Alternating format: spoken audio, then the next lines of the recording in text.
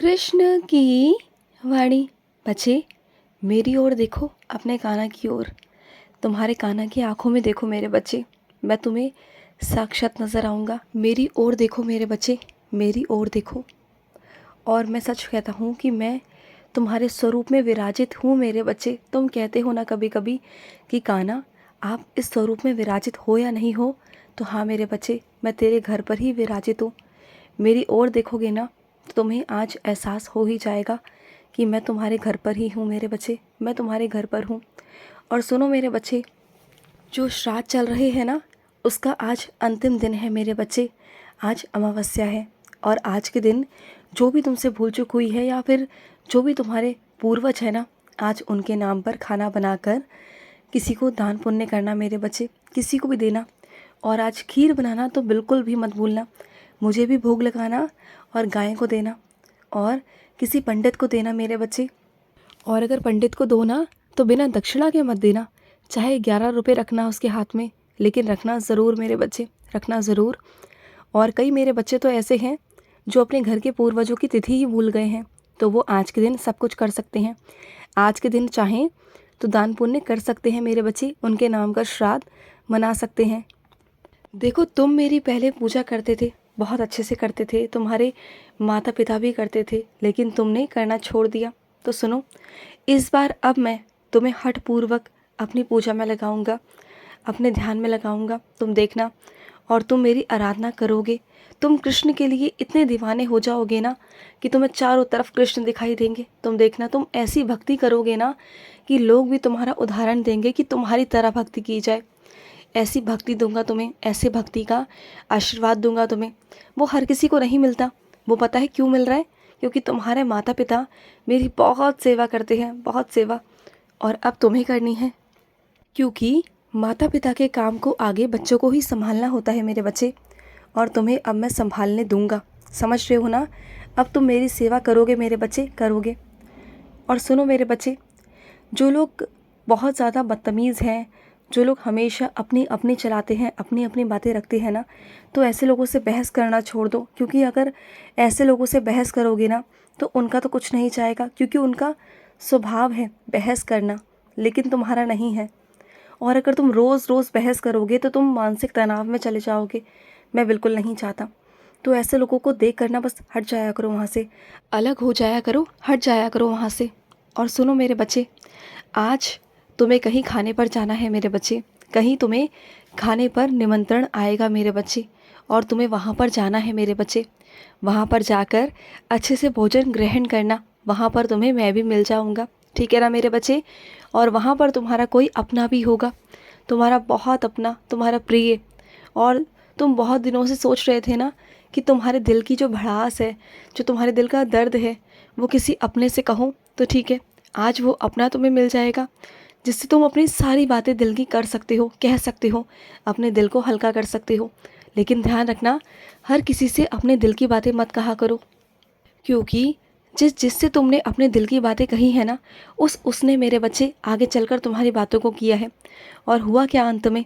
तुम्हारी ही खिल्ली उड़ी, तुम्हारी ही हंसी उड़ी मेरे बच्चे, तुम हंसी का पात्र बन गए थे। तो वो सब मत करना। और सुनो, मैं जानता हूँ कि तुम्हारी ज़िंदगी में बहुत सारी परीक्षाएं हैं, बहुत सारी मुश्किलें हैं, बहुत सारी परेशानियाँ हैं, लेकिन यही तो ज़िंदगी है मेरे बच्चे। अगर ज़िंदगी आसान हो जाएगी तो ज़िंदगी जीने का मज़ा क्या रहेगा? उसमें फिर मेरा क्या काम रहेगा, बताओ? मैं हूँ ना, मैं संभाल लूँगा ना, मैं सब संभाल लूँगा। अरे पगले, ये ज़िंदगी है और इस ज़िंदगी को जीना है तुम्हें। यही तो ज़िंदगी है मेरे बच्चे, कभी सुख कभी दुख, कभी रोशनी कभी छाया मेरे बच्चे।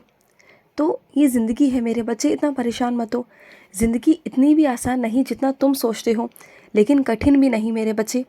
जो मेरा बच्चा मेरा हाथ पकड़ लेता है, मेरे चरण पकड़ लेता है ना, उसके लिए ज़िंदगी कठिन भी नहीं है, क्योंकि उसके लिए रास्ते मैं बनाता जाता हूँ। हाँ, परेशानियाँ आएंगी, लेकिन उसके लिए मैं खड़ा हूँ ना मेरे बच्चे। मैं तुम्हारी सारी परेशानियों को ख़त्म कर दूँगा, समाप्त कर दूँगा। और सुनो, तुम जानते हो, भागवत गीता मेरी रूह है मेरे बच्चे, मेरी रूह बसती है उसमें, और एक एक शब्द भागवत गीता का मेरे अंग है मेरे बच्चे। तो भागवत गीता को ऐसे ही इधर उधर बिल्कुल मत रखा करो। तुम जहाँ पढ़ते हो ना, वहीं भागवत गीता को रख देते हो। तुम जानते हो ना कि वो पवित्र ग्रंथ है। वो तो उस ग्रंथ को अच्छे से लाल कपड़े में मेरे बच्चे, साफ सुथरे लाल कपड़े में अच्छे से उसमें लपेट के एक मंदिर में रख दो मेरे बच्चे। ऐसा मत करो कि इधर उधर, और जहाँ पढ़ने का मन करता है ना वहाँ बैठ के पढ़ो, लेकिन वो जगह भी पवित्र और साफ़ होनी चाहिए। चाहे वो तुम्हारा कमरा हो या आंगन हो या कहीं भी मेरे बच्चे, वहाँ बैठकर पढ़ो। मैं जानता हूँ कि तुम्हारी आंखों की रोशनी की वजह से भी तुम बहुत कम पढ़ पाते हो, लेकिन जितना पढ़ना चाहते हो उतना पढ़ो, फिर वापस से जाकर मंदिर में ही रख दो। देखो उसकी बेकदरी नहीं होनी चाहिए, इधर उधर नहीं होनी चाहिए मेरे बच्चे, ध्यान रखना। और सुनो, तुम ज़िंदगी भर यही सोचते रहे ना कि वो इंसान तुम्हारी इज्जत करे, तुम्हारी कद्र करे।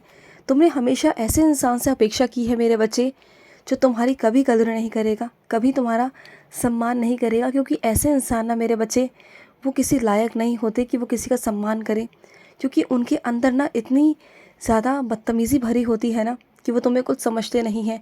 उनके अंदर बहुत अहंकार है, बहुत घमंड है। तो ऐसे लोगों को तो मैं ही सीधा करूँगा, वो भी सही समय आने पर।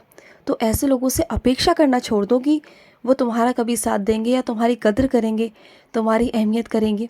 जिसे करनी होती है ना वो पहले से ही करता है। और वैसे भी मैं तुम्हारी ज़िंदगी में एक ऐसा इंसान भेज रहा हूँ जो तुम्हारी बहुत कद्र करेगा, जो तुम्हारा बहुत मान सम्मान करेगा।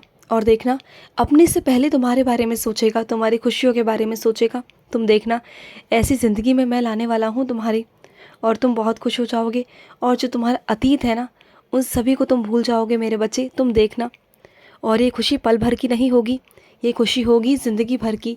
तुम हमेशा ऐसे कहते हो ना कि कृष्ण जल्दी जल्दी करो। मैं जल्दी जल्दी इसलिए नहीं करता क्योंकि मैं तुम्हें पल भर की खुशी नहीं, मैं तुम्हें ज़िंदगी भर की खुशी देना चाहता हूँ, ज़िंदगी भर की।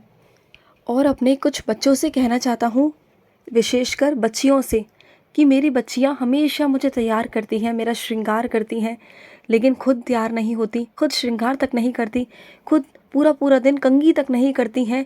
पूरा पूरा दिन उनका ऐसे ही निकल जाता है, परिवार में, काम में, घर के कामों में, बाहर के कामों में। क्यों मेरी बच्ची, ऐसा मत किया करो ना।